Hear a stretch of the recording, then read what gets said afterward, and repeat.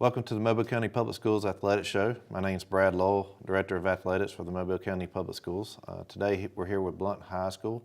Coach Melvin Jones is with us today. Coach, thanks for coming on. Thank you so much for having me. Appreciate you coming in, Coach. Well, let's start off by kind of talking a little bit about yourself, where you started, and then kind of what has led you to this point today. Okay. Well, I'm a native of Mobile County from Pritchard, Alabama. Started with Mobile County Public Schools back in 2006 at Williamson High School.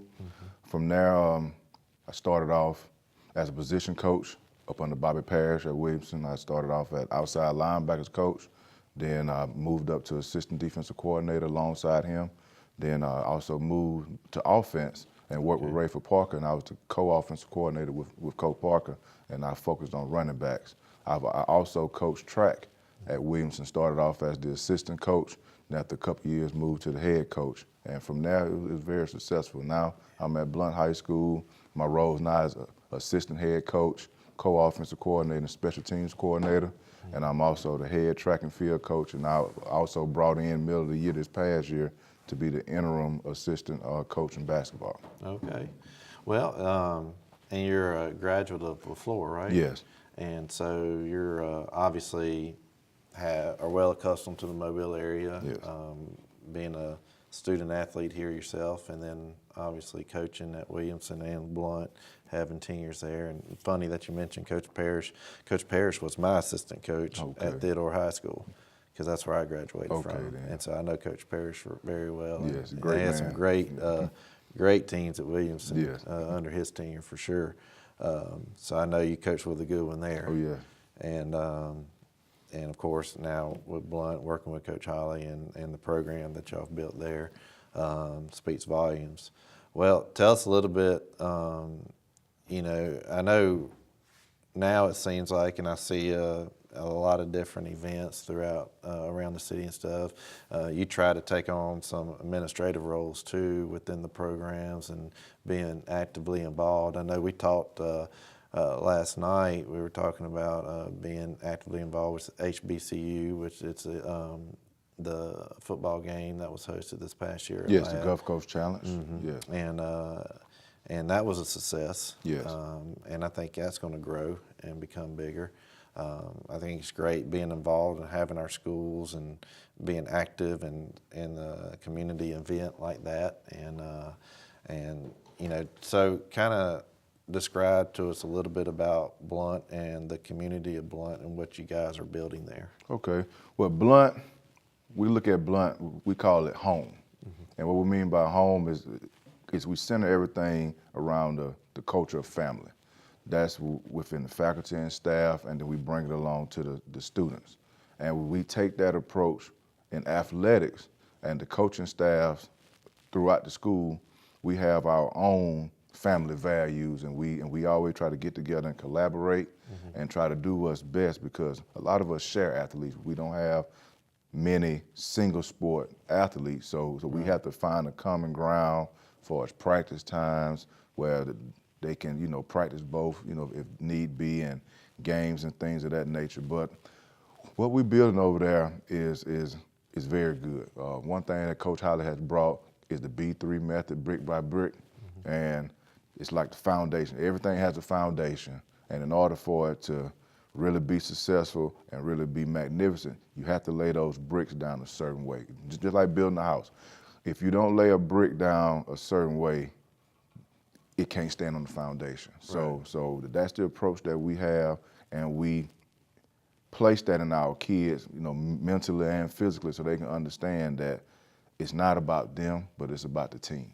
Yeah, and that's a really, really important piece of creating not only successful programs, but sustainable programs, programs that can sustain over a period of years, because constantly you have, different kids each year come in, step in that are new, they get older, some leave, but by maintaining that brick by brick method that you're talking about, or creating that strong foundation, it allows kind of a continuous flow where those values that you spoke about kind of get put into those kids at an early age so that they continue and understand the expectations of what it takes to be a student athlete at Blount.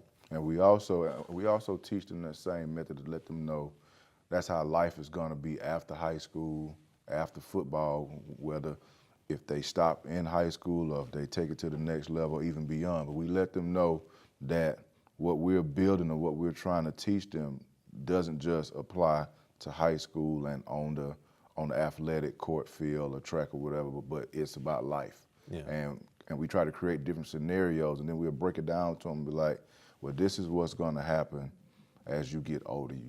You're going to face this. Mm-hmm. You're going to go through this, and this is the way that you overcome and handle adversity and things of that nature. And I love how athletics is kind of a story of life, and the perseverance that you have to show, the commitment that you have to show, the work ethic that you have to bring to the table.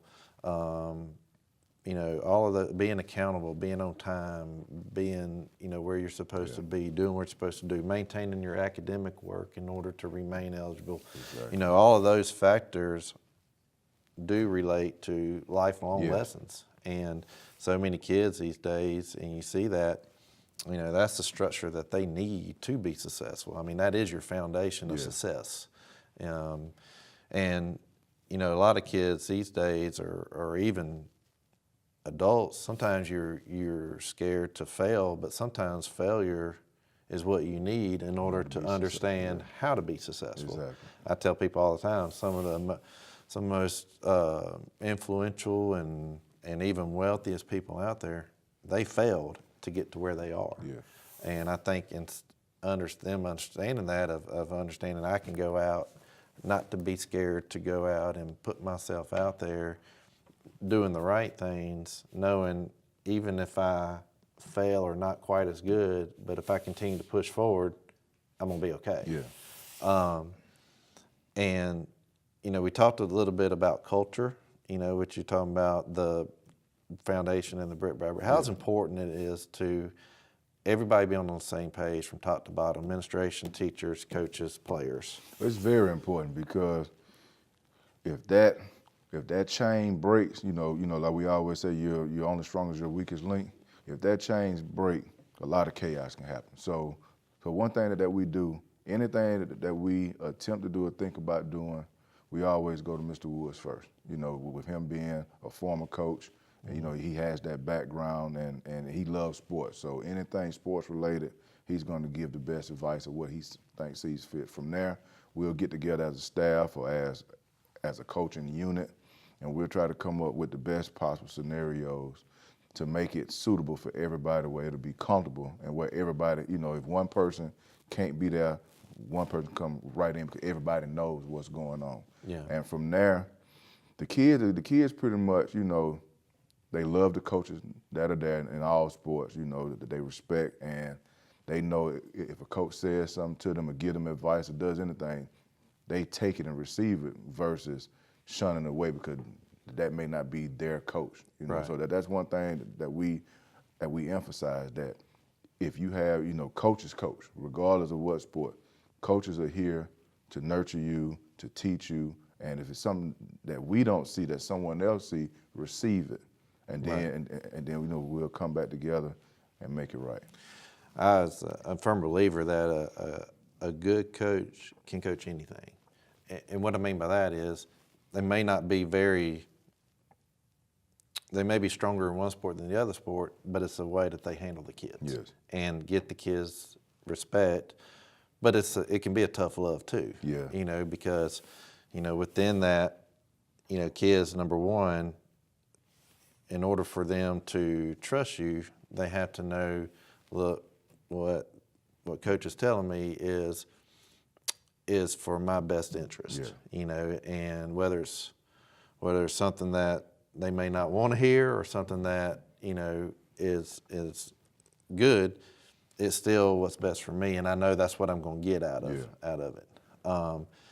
And you talked about a coach-player relationship, and I think that's probably the number one thing to success. Yeah. is relationships. I totally agree, because if a kid, if they don't, and that's one thing I learned on starting at Williamson, if a kid doesn't trust you, you know, as a coach, as an adult, anything like that, they're not going to give you their all, or they're going to kind of block you, you know, from out. But once they understand that you're there for them and they trust you, you know, that's when they open up. Yeah. And like I said, that applies now, you know, to everything with those kids.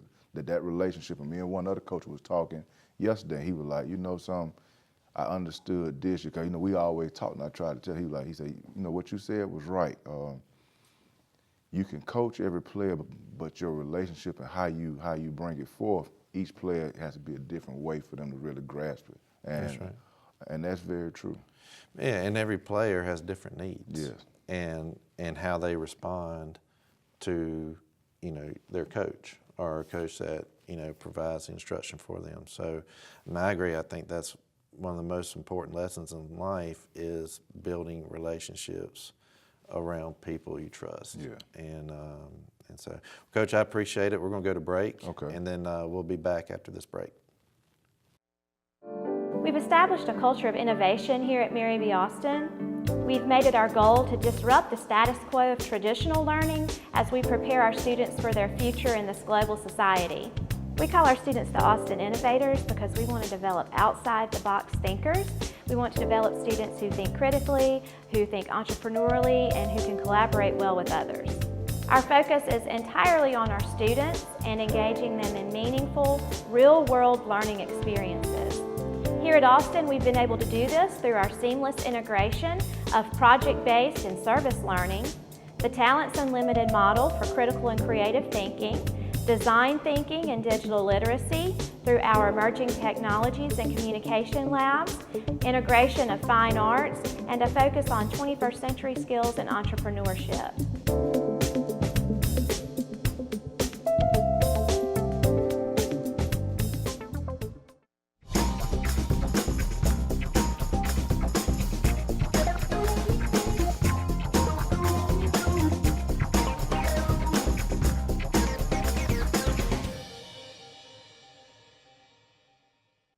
Do you have what it takes to be an Envision graduate? We are pioneering students to be all they can be, from 6th grade all the way to 12th grade. I definitely would recommend Envision to other students who feel the way I feel. They really work with you, and they've gotten tutors, and you have online teachers to talk to. It starts right here. It starts right now. Envision Virtual Academy. Enroll today. In Mobile County Public Schools, we are redefining ready.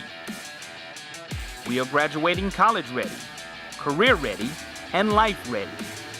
We are more than just a test score. We are earning college credit while in high school. We are working internships to get real-world experience. We are welders. We are certified nursing assistants. We are redefining ready. All right, welcome back to our show. We're back with Coach Jones, and kind of this segment we're going to focus a little bit on football. And I know traditionally Blount goes way back with strong tradition in football. Of course, Hall of Famer Coach Ben Harris and the program and the culture that he created throughout his tenure at Blount with state championship teams and players that went on and played in the NFL, and just tremendous success. Of course, that has continued on, and with you guys over the last few years have really built strong teams and has, you know, have a lot of players move on to the next level. Even academically, putting kids in the military academies, naval academies, strong academics, along with strong athletic ability and competition. So, you know, I know this past year, y'all had lost a big group of seniors coming into the year. And so definitely a rebuilding year for Blount High School, playing a lot of kids that might not have received a lot of playing time last year, was able to get in and play this year. Really, you know, close to getting into playoffs. A very tough region, obviously, probably the toughest in the state. And you know, and with the addition of St. Paul's, just made it even that much tougher. And so, coming into the spring, tell us a little bit about, you know, what you guys gained and learned from this past season, and then how it's shaping up for the spring for you guys. Well, this past season, it was up and down. You know, we had some flashes of greatness. You know, a couple of games we lost at the end and things of that nature. But it was a great learning tool. Yeah, because y'all had a big one with Saraland. Who ended up going to the state championship. Exactly, and when you look at that, you be like, you know, maybe we could have gone farther, or we should have been there. But you know, we were still rooting for them. But in the end, it taught us as coaches that, you know, small things, you know, even, well, I say even smaller, because one thing I can say about the staff that we have at Blount is that, first off, we value and respect, you know, everyone. You know, if they come in after watching film and have input and things of that nature, we all talk about it. It's not a dictatorship. You know, everybody has input, and we all try to put it together and bring the best for the kids. And what we learned was a couple of other smaller details that we may could have grasped in certain situations or managed certain situations a certain way, you know, as far as clock management, substitute management, you know, play call management, things of that nature. So that's one thing that we've come together since the season and been talking about and kind of trying to put that together. And from the kids' standpoint, now we did lose some key guys this year. We had some seniors who were very valuable to us, but one thing I can say, they were bringing up the younger guys behind them. And so far this offseason, the weight program has been phenomenal. You know, the conditioning has been great. We have quite a few football players who are running track. Some of them are playing baseball, but they're staying active. And then, you know, I hear them, you know, they talk to us a lot, and you hear them in the weight room. They've also started to get together on their own and go do things outside of what we do, and that's what really makes an athlete great. Because I can remember when I was coming up, you know, we get a phone call from T. Martin, Jamarcus Russell, you know, a lot of guys around the area who wanted to go and work out together. You know, whether it's going to run hills, run routes, you know, play some games together, whatever. It was the extra work outside of the coaches, and then it started building that bond. And that's one thing I can see with our kids that's really coming fast is the bond. You know, I know a lot of them come from the same area, but with Blount's zoning, you know, you have some kids from one neighborhood, kids from another neighborhood versus how it used to be the old Blount, all one community. And they're really coming in and really acting like my brother's keeper. So I'm excited about the spring. We're probably going to get kicked off right after track, you know, because we have so many key guys that's valuable to the football team that are running track or playing baseball. So we always just try to wait till all that is finished and then get all of them together at one time. Well, and it's always exciting, you know, when you finish out a year, like you said, even though you have an up and down year, you can pull a lot of positives out of what you accomplished this past year. But you know, I'm a firm believer nothing beats experience. You know, and having a good group of kids, younger kids, being able to get in this year and play, you know, that's gonna, to me, that's what could take you to the next level the next year with all the experience that kids were able to get this past year. You know, might not have won the close games, but saw, you know, well, this is what we have to do to win these close games, and now it becomes reality the next year. And I love how sharing athletes, I think people lose the boat on that these days. And even, you know, to me, sharing athletes and encouraging kids to play multiple sports, a lot of times we lost that concept due to sport specialization. You know, there's so many people out there that, you know, number one, a lot of sports are year-round now. Yeah. Where, you know, once they finish school ball, they go into a club team or a travel team or a AAU, basketball, AAU, you know, they're all over the place. And, you know, a lot of times, in my opinion, you know, sometimes that could be harmful on your body if you don't have any rest time. Exactly. But also, to me, rest time can include a different sport because you're using a different type of athleticism. You're learning different athletic skills, which to me makes you a better all-around athlete. Yeah.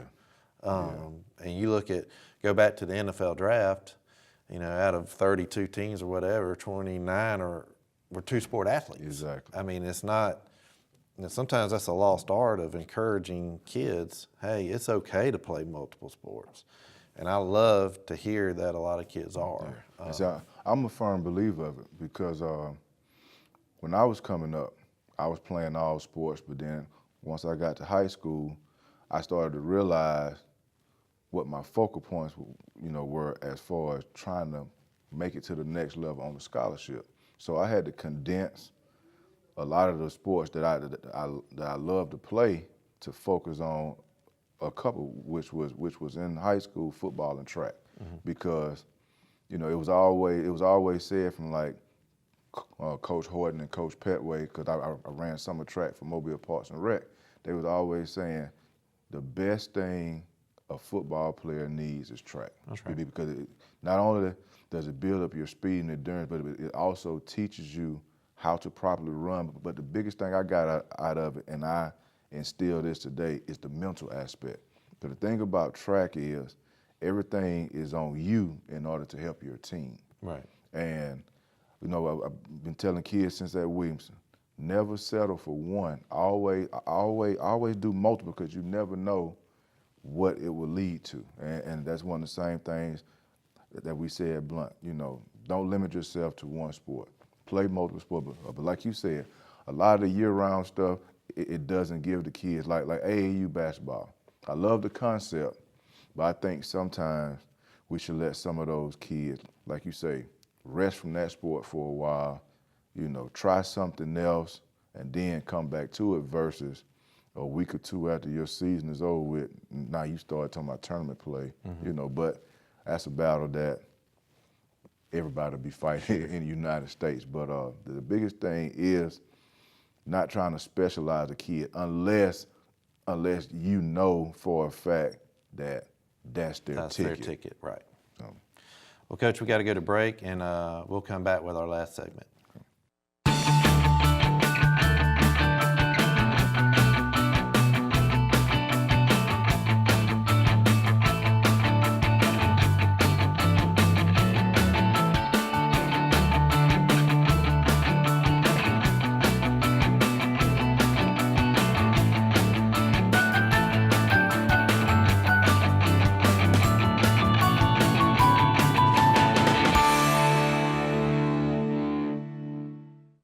The more parents are involved in school, the more likely it is a child will succeed.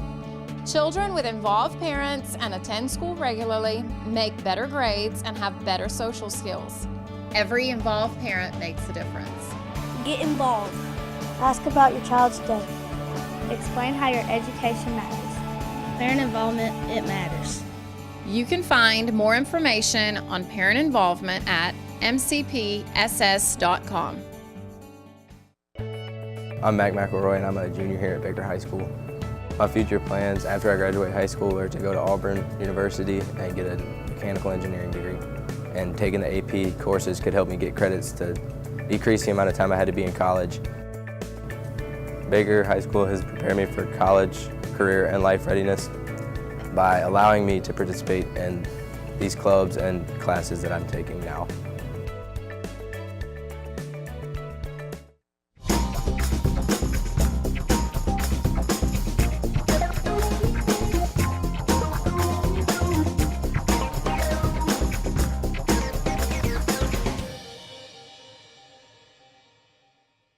It's a fact. Bullying happens. Bullying can lead to serious physical and emotional pain. But there are some things you can do to prevent or stop it. Stand up for the person who's being bullied. Let the bully know that it's not cool to pick on others. Take action by reporting the bully to a teacher or principal. In the end, when you help someone who's being bullied, you are also helping yourself.